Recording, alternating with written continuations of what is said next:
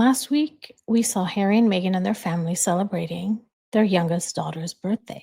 And the most surprising thing to me, and the biggest red flag to me, was that her birthday cake was of the Little Mermaid.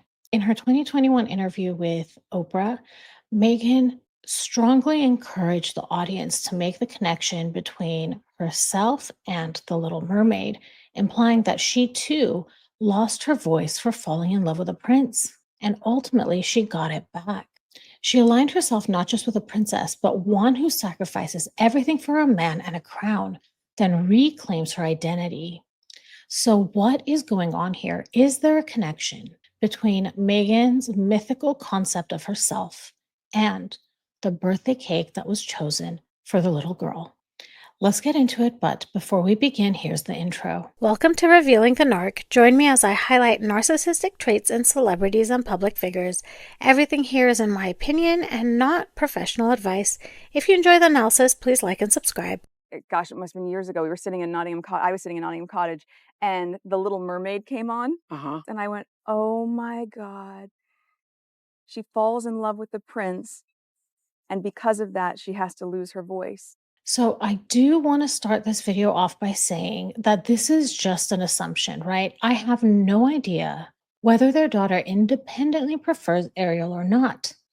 But if she didn't, if that theme was chosen for her, or if manipulative things were happening in the background, like The Little Mermaid was playing all the time, Meghan was acting the happiest when that movie was on, actions that would show a strong preference for that movie over others. If those things were happening to lead the little girl down this path of choosing Ariel for her birthday cake, there are three narcissistic patterns that this could reflect.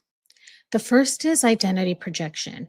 Narcissistic parents often project their own values, interests, and narratives onto their children, not to connect, but to preserve and extend their own sense of self. In this case, Meghan publicly aligned herself with Ariel. And if this birthday theme mirrors that, it could reflect the mother reasserting her own story through the child. The second pattern could be narrative control. Narcissists curate family moments not as spontaneous memories, but as symbolic messaging aimed at the public or themselves. That cake isn't just dessert, it's a scene in a story.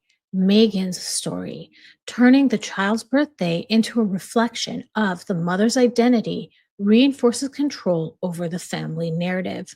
And finally, enmeshment. And I have a feeling we're going to be seeing a lot of this enmeshment coming up in the future as this child grows. Enmeshment is when a parent blurs the boundary between their identity and the child's. Likes, dislikes, feelings, all of these things get tangled up. The child becomes a mirror, not a separate person. If Betty didn't choose Ariel but was assigned that role, this is a subtle example of emotional enmeshment. What are the consequences of this narcissistic identity projection on a child? There's a loss of authentic self. The child learns to perform and not to explore. When their preferences are overridden or pre-decided, they grow up disconnected from their own identity. They might become high-achieving or socially adapted, but have no real sense of what they actually want or like. In adulthood, this shows up as chronic self-doubt, difficulty making decisions, and relying heavily on external validation. The second thing that could happen is emotional guilt and suppression. If a child resists the parent's projected identity, they're often met with disappointment, withdrawal, or guilt tripping, so they comply, they perform, they protect the parent's feelings at the expense of their own. This can lead to people-pleasing, repressed anger, and anxiety or depression because expressing honest emotion feels unsafe. And finally, it could lead to conditional love and self-worth. The child internalizes a dangerous belief. I'm only lovable when I reflect what my parent wants to see. This creates a false self, the version of them that gets rewarded, while their real self remains hidden, undeveloped, or even shameful. As adults, they may struggle with feeling like they're not enough unless they're performing, whether in relationships, careers, or parenthood. If you grew up with a parent who told you who you were supposed to be instead of asking who you are, you're not alone. That's not bonding, that's identity theft. I've mentioned before that I've grown up around a lot of narcissists, and I definitely grew up in this type of environment where really everything I did was a performance for other people. And this actually reminded me of a story that my own mom told me that when she was growing up, she was forced to sing as a young child in front of the entire family. It was because her own mother believed herself to be a singer, so projected that onto my mother and forced her as a child to perform when all she wanted to do was go play with the other children.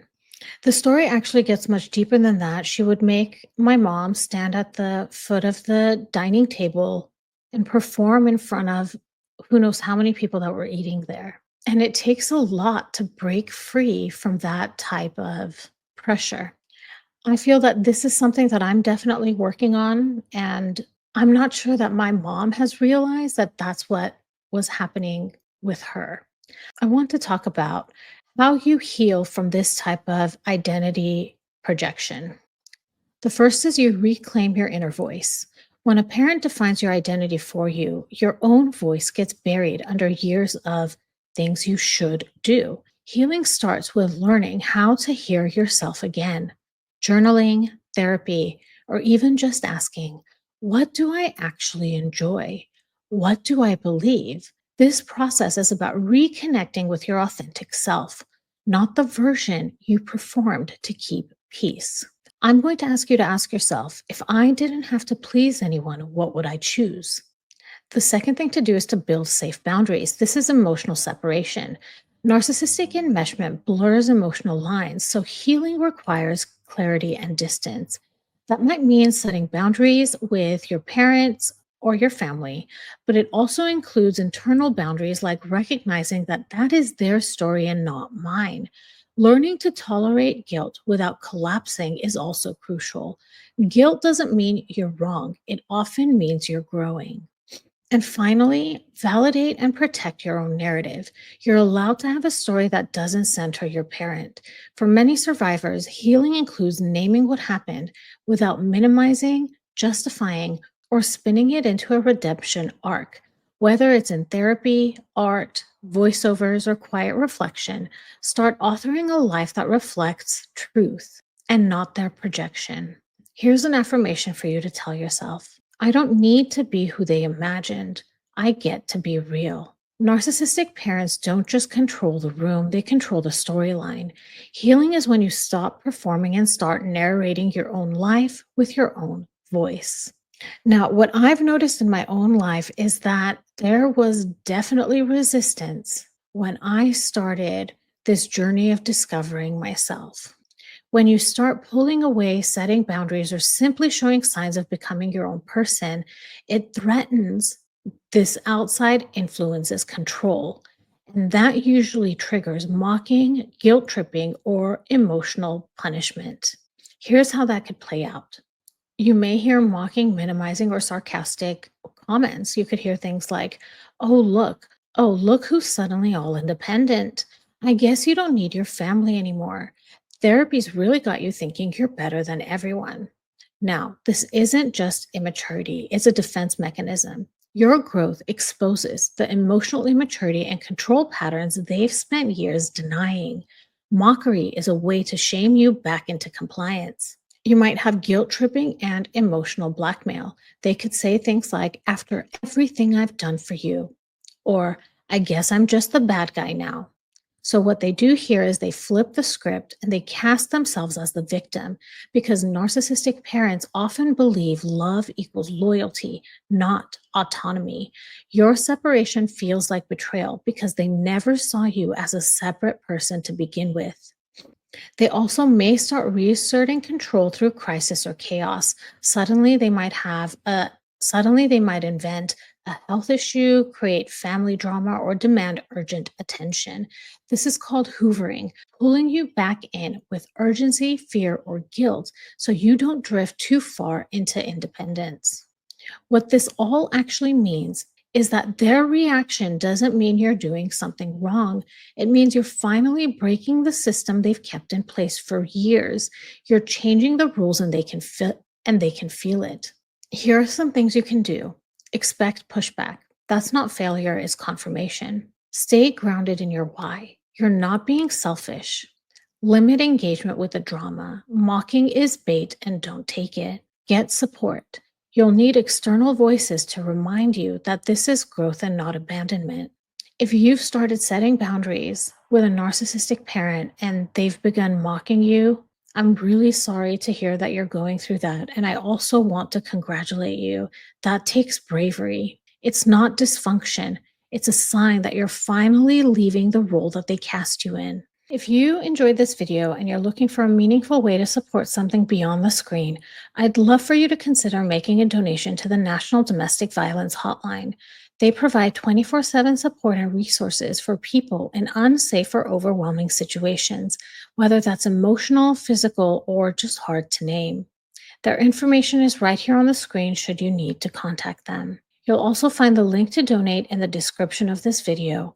Every little bit helps and it means a lot. If this video was interesting to you, please like and subscribe. Hit that notification bell so you'll know every time I drop a new video.